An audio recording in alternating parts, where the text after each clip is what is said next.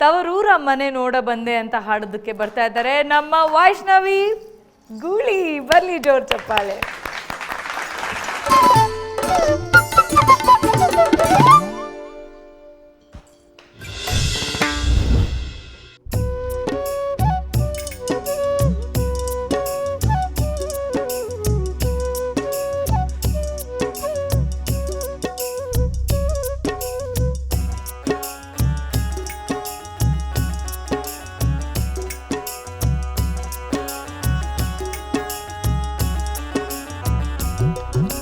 ತವರೂರ ಮನೆ ನೋಡ ಬಂದೆ, ತಾಯಿ ನೆನಪಾಗಿ ಕಣ್ಣೀರ ತಂದೆ.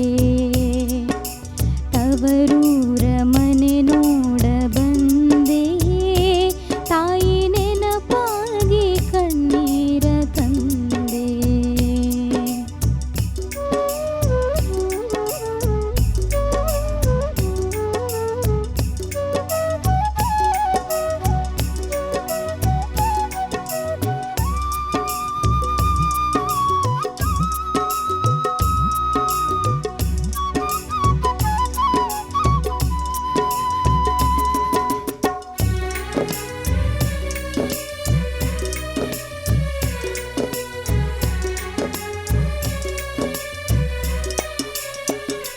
ಹತ್ತು 14 ವರುಷಗಳ ಹಿಂದೆ ಹೆತ್ತ ತಾಯಿ ತಂದೆ ಪ್ರೀತಿ ಹಿಂದೆ. 10 14 ವರುಷಗಳ ಹಿಂದೆ ಹೆತ್ತ ತಾಯಿ ತಂದೆ ಪ್ರೀತಿ ಹಿಂದೆ. ಮುತ್ತಿನಂತೆ ಜೋಪಾನವಾಗಿ ಬಾಳಿದೆ, ಅದು ಎತ್ತ ಹೋದರೂ ಕನಸಾಗಿದೆ. ತವರೂರ ಮನೆ ನೋಡ ಬಂದೆ, ತಾಯಿ ನೆನಪಾಗಿ ಕಣ್ಣೀರ ತಂದೆ.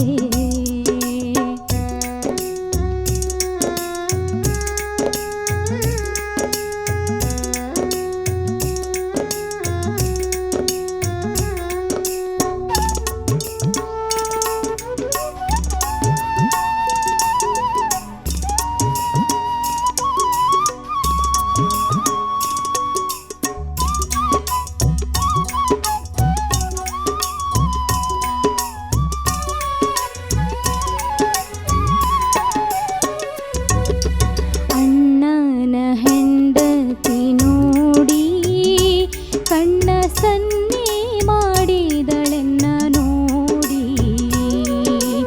ಅಣ್ಣನ ಹೆಂಡತಿ ನೋಡಿ ಕಣ್ಣ ಸನ್ನೆ ಮಾಡಿದಳೆನ್ನ ನೋಡಿ. ಅಣ್ಣ ಮಾತನಾಡಿಸದವಳ ಸೇರಿದ,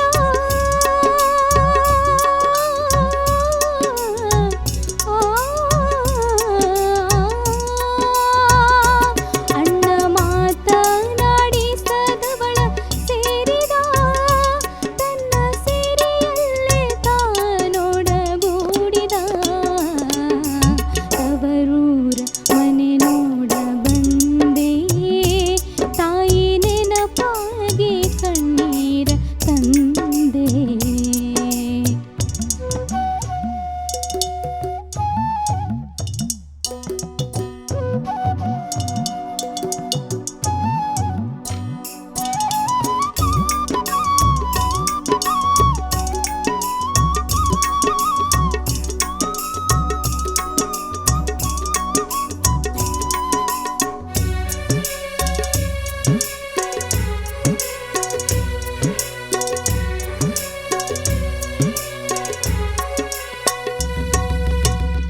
ಶಿವನೇ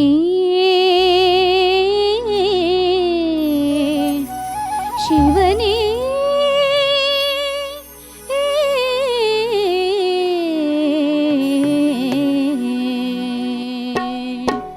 ಶಿವನೇ ನ ಕೈ ಮುಗಿದು ಬೇಡುವೆ, ಸಿರಿ ಸಂಪತ್ತು ಕೊಡು ನಮ್ಮಣ್ಣಗೆ. ತಾಯಿ ಜಗದಾಂಬೆ ಕೈ ಮುಗಿದು ಬೇಡುವೆ, ತಾಯಿ ಕರ್ಪೂರದಾರತಿ ಬೆಳಗುವೆ.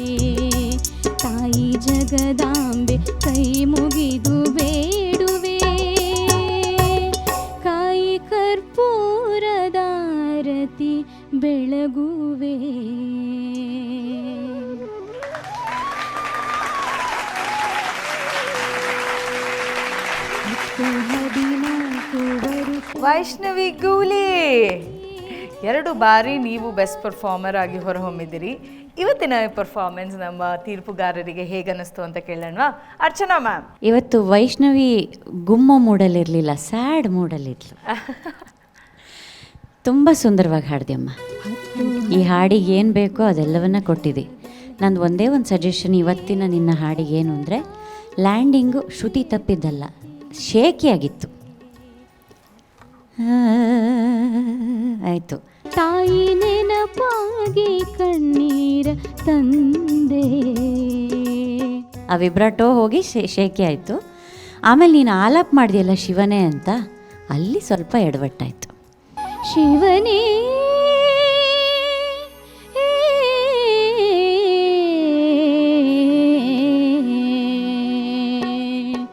ಅದು ಬಿಟ್ಟರೆ ಸುಂದರವಾಗಿ ಹಾಡಿದೆ ಇಡೀ ಹಾಡನ್ನು.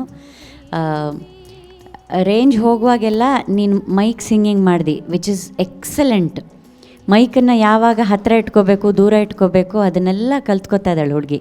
Very good. Thank you, thank you. ಹೀಗೆ ಪ್ರತಿ ಹಂತದಲ್ಲೂ ಇಂಪ್ರೂವ್ಮೆಂಟ್ ಮಾಡ್ಕೋತಾನೆ ಹೋಗಮ್ಮ, ನಿನ್ನನ್ನು ಹಿಡಿಯೋರು ಯಾರೂ ಇರಲ್ಲ. Very good. Thank you. Thank you ma'am. ವಿಮ್ಗಲ್ ಸರ್, ವೈಷ್ಣವಿ ಅವರೇ ಚೆನ್ನಾಗಿ ಆಡಿದ್ರಮ್ಮ. ಈ ಹಾಡುಗಳು ನಿಮ್ಮ ಕಂಠಕ್ಕೆ ಹೇಳಿ ಮಾಡಿಸ್ದಾಗಿದೆ, ಅದರಲ್ಲೇನು ಎರಡನೇ ಮಾತಿಲ್ಲ. ಅದು ಇನ್ನೊಂದಷ್ಟು ರಂಗಗೀತೆಗಳು ಅಂಥದ್ದೇನಾದರೂ ನಿಮ್ಮ ಕಂಠದಲ್ಲಿ ಕೇಳೋಣ ಅಂತ ಆಸೆ. ಯಾಕೆಂದರೆ ತುಂಬ ಮೆಲೋಡಿ ಸಾಂಗ್ಸು, ಅದರಲ್ಲಿ ಎರಡನೇ ಮಾತಿಲ್ಲ, ತುಂಬ ಚೆಂದ ಹಾಡ್ತೀರಾ. ರಂಗಗೀತೆಗಳು ಅಥವಾ ಬೇರೆ ಇನ್ಯಾವುದಾದ್ರು ಆಯ್ಕೆ ಮಾಡಿಕೊಂಡು ಮುಂದಿನ ಇದರಲ್ಲಿ ಹಾಡಿದ್ರೆ ಅದರ ಒಂದು ರುಚಿನೂ ನಾವು ಸವಿಬೋದು ಅಂತ ನನಗನ್ಸುತ್ತೆ. ಧನ್ಯವಾದಗಳು ನಿಮಗೆ. Thank you sir. Muniraju sir, ಸಾಹಿತ್ಯ ಅಂತೂ ಅತ್ಯಂತ ಸ್ಪಷ್ಟವಾಗಿ ಹಾಡಿದ್ಯಮ್ಮ, ಸ್ಪಷ್ಟವಾಗಿ ಹಾಡಿದೆ. 2ನೇ ಚರಣ ಹಾಡಿದ್ಯಲ್ಲ, ಅದು ಒಂದು ಲೈನ್ ಹಾಡು. ನನ್ನ ಹೆಂಡತಿ ನೋಡಿ ಕಣ್ಣ ಸನ್ನೆ ಮಾಡಿದಳೆನ್ನ ನೋಡಿ, ಅಣ್ಣ ಮಾತನಾಡಿಸದೊಳ ಸೇರಿದ. ಕರೆಕ್ಟು. ಭಾಳ ಕಷ್ಟ ಇದನ್ನು ಹಾಡೋದು. ಸುಲಭ ಮಾಡ್ಕೊಂಡ್ಬಿಡ್ತಾರೆ ಕೆಲವರೆಲ್ಲ. ಏನು ಮಾಡ್ತಾರೆ ಅಂತಂದರೆ, ಅಣ್ಣ ಮಾತನಾಡಿಸದೆ ಒಳಗೋಡಿದ ಅಂದ್ಬಿಡ್ತಾರೆ, ಒಳಗೋಡಿದ ಅಂತ ಹಾಡ್ಬಿಡ್ತಾರೆ. ಯಾಕೆಂದರೆ ಅದು ಸರಳ ಮಾಡ್ಕೊಂಡ್ಬಿಟ್ಟಿರ್ತಾರೆ. ಅಣ್ಣ ಮಾತಾಡಿಸದೆ ಒಳಗೋಡಿದ ಅಂತ ಅಂದ್ಬಿಡ್ತಾರೆ. ನೀವು ಹಾಡಿದ್ದು ಅಣ್ಣ ಮಾತನಾಡಿಸದೆ ಅವಳ ಸೇರಿದ. ಯಾರನ್ನ ಸೇರಿದ್ದು? ಅತ್ತಿಗೆನ. ಅಲ್ಲಿ ಸೇರ್ಕೊಂಡ್ಬಿಟ್ಟ. ಆಮೇಲೆ ನನ್ನನ್ನು ಕಡೆ ಗಮನ ಹರಿಸ್ಲಿಲ್ಲ ಅಂದರೆ ಎಂಥ ಅದ್ಭುತವಾದ ಸಾಹಿತ್ಯ. ಅದೇ ಆ ಕಡೆ ಸಣ್ಣ ಸಣ್ಣದ ಕೂಡ ಗಮನ ಹರಿಸಿ ಹಾಡಬೇಕು ಅನ್ನೋದು ಯಾವಾಗಲೂ ಹೇಳ್ತಾ ಇರ್ತೀನಿ. ಇನ್ನೂ ಬಹಳ ಮುಖ್ಯ ಈ ಸಾಹಿತ್ಯದಲ್ಲಿ ಏನು ಗೊತ್ತಾ, ಅಷ್ಟೆಲ್ಲ ನೋವು ಅನುಭವಿಸಿದ್ರು ಆ ಹೆಣ್ಣುಮಗಳು ಏನು ಹೇಳ್ತಾಳೆ, ಶಿವನೇ ನನ್ನ ಅಣ್ಣನ ಚೆನ್ನಾಗಿಟ್ಟಿರು, ನನ್ನ ಅಣ್ಣನ ಚೆನ್ನಾಗಿಟ್ಟಿರು, ಅವ್ರಿಗೆ ಎಲ್ಲೂ ಏನೂ ಮಾಡಬೇಡಪ್ಪ, ತೊಂದರೆ ಮಾಡಬೇಡ ಅಂತ ಹೇಳೋಗೋದು ಆ ಹೆಣ್ಣುಮಗಳ ಗುಣ ಅಲ್ವಾ. ಆದರೆ ಒಂದು ಮಾತು ಸತ್ಯ, ಅತ್ತೆ ಸೊಸೆ ಜಗಳ, ನಾದ್ನಿ ವಾರ್ಗಿತ್ತಿ ಜಗಳ ಅಲ್ವಾ. ಈ ಮಾವ ಅಳಿಯ ಜಗಳ ಕೇಳಿದಿರಾ? ಇಲ್ಲ, ವೆರಿ ರೇರ್. ರೇರ್ ಅಲ್ಲ. ಯಾಕೆ ಅತ್ತೆ ಸೊಸೆ ಜಗಳ ಅಂತ ಬರುತ್ತೆ? ಅದಕ್ಕೆ ನಾದ್ನಿ ವಾರ್ಗಿತ್ತಿ ಜಗಳ ಅಂತ ಯಾಕೆ ಬರುತ್ತೆ? 2 ಜಡೆ ಒಟ್ಟಿಗೆ ಎಲ್ಲ ಹೆಣ್ಣು ಮಕ್ಕಳಿಂದನೇ ಇದೆ, ಎಲ್ಲ ಹೆಣ್ಮಕ್ಳ ಕೈಲೇ ಇದೆ, ನಿಮ್ಮ ಕೈಲೇ ಇದೆ. ನೀವು ಬಿಟ್ಕೊಡ್ಬೇಡಿ. ಅದೇ ನೋಡಿ, ಈಗ ಅದೇ ಅತ್ತೆ ಆಗಿ ಬಂದಾಗ ಸೊಸೆನ ಅಲ್ವಾ, ನೀವು ಅತ್ತೆ ಆದಾಗ ಆ ಸೊಸೆನ ಅಲ್ವಾ. ನಿಮ್ಮ ಕೈಲಿದೆ, ಎಲ್ಲವೂ ಹೆಣ್ಣು ಮಕ್ಕಳ ಕೈಲೇ ಇದೆ ಅಲ್ವಾ. ಅತ್ತಿಗೆ ನಾದ್ನಿನ ಚೆನ್ನಾಗಿ ನೋಡಿಕೊಂಡ್ರೆ ಅಲ್ವಾ, ಈ ಮನೆಯಿಂದ ಹೋದ ಹೆಣ್ಣುಮಗಳು ಅಲ್ಲಿ ಆ ನಾದ್ನಿನ ಚೆನ್ನಾಗಿ ನೋಡ್ಕೋತಾಳೆ. ಇದು ಹೆಣ್ಣು ಮಕ್ಕಳ ಕೈಲಿ ಎಲ್ಲವೂ ಇದೆ ಅನ್ನೋದಕ್ಕೆ ಒಂದು ಸಣ್ಣ ಉದಾಹರಣೆ. ಆದರೆ ಹೆಣ್ಣುಮಕ್ಳ ಬಗ್ಗೆ ವಿಶೇಷವಾದ ಗೌರವ ಇಟ್ಕೊಂಡೇ ಈ ಮಾತು ಹೇಳ್ತಾ ಇದ್ದೀನಿ. ಯಾವುದೇ ಅನ್ಯತಾ ಯಾರೂ ಭಾವಿಸ್ಬೇಡಿ. ಈಗ ಇತ್ತೀಚೆಗಿನ ಬೆಳವಣಿಗೆ ನಾನು ಅಬ್ಸರ್ವ್ ಮಾಡ್ತಾ ಬಂದಿರೋದು, ಇದು ತುಂಬ ಮನಸ್ಸಿಗೆ ಸಂತೋಷ ಕೊಡುವಂಥದ್ದು. ಈಗೇನು ಗಂಡು ಮಕ್ಕಳು ಬ್ರದರ್ಹುಡ್ ಅಂತ ಒಬ್ರನ್ನೊಬ್ರು ಬಿಟ್ಕೊಡಲ್ವಲ್ಲ, ಹೆಣ್ಣು ಮಕ್ಕಳಲ್ಲಿ ನಾನು ನೋಡ್ತಾ ಇದ್ದೀನಿ ಅದನ್ನು.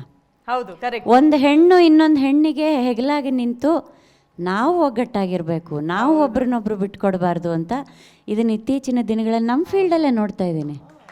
ಆ ಸ್ನೇಹ ತುಂಬ ಒಳ್ಳೆ ಬೆಳವಣಿಗೆ. ಹೆಣ್ಣಿಗೆ ಹೆಣ್ಣೆ ಶತ್ರು ಅನ್ನೋದನ್ನು ಸುಳ್ಳು ಅಂತ ಪ್ರೂವ್ ಮಾಡ್ತಾ ಇದ್ದಾರೆ ಹೆಣ್ಮಕ್ಳು. Very good. ಅದು ಹೀಗೆ ಇರಬೇಕು. ಈಗ ಎಷ್ಟೋ ಕಡೆ ಅತ್ತೆ ಸೊಸೆಯರು ಜೊತೆಯಲ್ಲಿ ಕಿಟ್ಟಿ ಪಾರ್ಟಿಗೆ ಹೋಗ್ತಾರೆ, ಸರ್ ಹೌದು, ಕರೆಕ್ಟಾಗಿ ಹೇಳಿದ್ರೆ. ಕ್ಲಬ್ಗಳಲ್ಲಿ ಕಿಟ್ಟಿ ಪಾರ್ಟಿ ಅಂತ ಮಾಡ್ತಾರೆ. ಮತ್ತು ಮನೆಗಳಲ್ಲಿ ಈಗ 10 ಜನ 20 ಜನ ಇದ್ದರೆ ಒಂದೊಂದು ಮನೆಯಲ್ಲಿ ಒಂದೊಂದು ಸಾರಿ ಒಳ್ಳೆ ಭೋಜನ, ಮಾತುಕತೆ, ವೇಷಭೂಷಣ, ಅದೊಂದು ದಿವಸ ರೆಡಿ ಮಾಡಿ ಇಟ್ಬಿಟ್ರೆ ಕಿಟ್ಟಿ ಪಾರ್ಟಿ ಅಂತ ಇಲ್ಲ ಮೇಡಮ್, ನಿಜ ನೀವು ನಾನು ಯಾವ್ದೋ ಹೇಳೋದು. ಕಿಟಿ ಪಾರ್ಟಿ ಅಟೆಂಡ್ ಮಾಡಿರಂಗಿದೆ ಸರ್. ಇಲ್ಲ, ನಾವು ಕ್ಲಬ್ಗಳಲ್ಲಿ ಮೆಂಬರ್ ಇರ್ತೀವಲ್ಲ, ಸರ್, ಮಾವಾಳಿ ಅಲ್ಲಿ ಇದ್ರು ಹಾಲುಗಳಲ್ಲಿ ಹೋಗ್ತಾರೆ ಸರ್. ಹೇಳಿದ್ರೆ ಏನ್ ನಡೀತಾ ಇದ್ರಿ ಆ ಕಡೆ ಅಂದ್ರೆ, ಸರ್ ಅಲ್ಲಿ ಕಿಟ್ಟಿ ಪಾರ್ಟಿ ನಡೀತಾ ಇದೆ ಸರ್ ಅಂತ. ಅಚ್ಚಾ, ಓಕೆ. ಅಲ್ಲ, ಅದು ಆ್ಯಕ್ಚುಲಿ ಅದು ತುಂಬ ನೀವು ಕೇಳಿರ್ಬೇಕು ಮೇಡಮ್, ಅದು ಕಿಟ್ಟಿ ಪಾರ್ಟಿ ಇವಾಗ ಅದೊಂದು ಟ್ರೆಂಡ್ ಆಗಿದೆ. ಹಂಗಾಗಿ ಒಗ್ಗಟ್ಟು ಅತ್ತೆ ಸೊಸೆಯರಾಗ್ಬೋದು, ವಾರ್ಗೀತಿಯರಾಗ್ಬೋದು, ಅವ್ರ ಒಟ್ಟಿಗೆ ಅದು ಸಮ್ಮಿಶ್ರಗೊಂಡಿದೆ ಈಗ. ಅಂತ ಅಷ್ಟೊಂದು ಮೊದಲಿದ್ದಷ್ಟು ಇಲ್ಲ ಅಂತ ನನ್ನ ಭಾವನೆ ಈಗ. ನಮ್ಮ ಚಂದನ ವಾಹಿನಿಯಲ್ಲಿ ಅತ್ತೆ ಸೊಸೆಯಂದಿರ ಬಾಂಧವ್ಯದ ಬಗ್ಗೆ ಒಂದು ಕಾರ್ಯಕ್ರಮ ಬರ್ತಾ ಇದೆ. ಹಾ, ಸ್ಮಾರ್ಟ್ ಸೊಸೆಯಂದಿರು ಅಂತ, ಪ್ರತಿ ಶುಕ್ರವಾರ 7:30ಕ್ಕೆ. Very good, very good. ಹೇಗೆ? ನೋಡಿ, ಚಂದನ ವಾಹಿನಿಲಿ ಎಷ್ಟು ಒಂಥರ ಪ್ರತಿಯೊಂದು ಕಾರ್ಯಕ್ರಮ ಎಷ್ಟು ವಿಭಿನ್ನವಾಗಿ, ಎಲ್ಲದರಲ್ಲೂ ಒಂದು ಮೆಸೇಜ್ ಕೂಡ ಇರುತ್ತೆ. ಒಂದು ನಮ್ಮ ಸಂಸ್ಕಾರವನ್ನು, ಸಂಸ್ಕೃತಿಯನ್ನು ಉಳಿಸಿ ಬೆಳೆಸುವಂಥ ಪ್ರಯತ್ನವೇ ಪ್ರತಿ ಕಾರ್ಯಕ್ರಮದಲ್ಲೂ ಆಗುತ್ತೆ. ಅದಕ್ಕೆ ನಾನು ಇದನ್ನು ನನ್ನ ತವರು ಮನೆ ಅನ್ನೋದು. ಯಾಕಂದರೆ ಬೆಂಗಳೂರಿಗೆ ನಾನು ಬಂದಾಗಿಂದ, ನಾನು ಇನ್ನೂ 5ನೇ ಕ್ಲಾಸಲ್ಲಿದ್ದೆ, ಅವಾಗಿಂದ ಚಂದನ ವಾಹಿನಿ ಮತ್ತು ಆಕಾಶವಾಣಿ ನನ್ನ ತವರು ಮನೆ. ನಿಜಾನೇ ma'am. Thank you so much ಅಂತ ಹೇಳ್ತಾ, ಥ್ಯಾಂಕ್ ಯು ವೈಷ್ಣವಿ.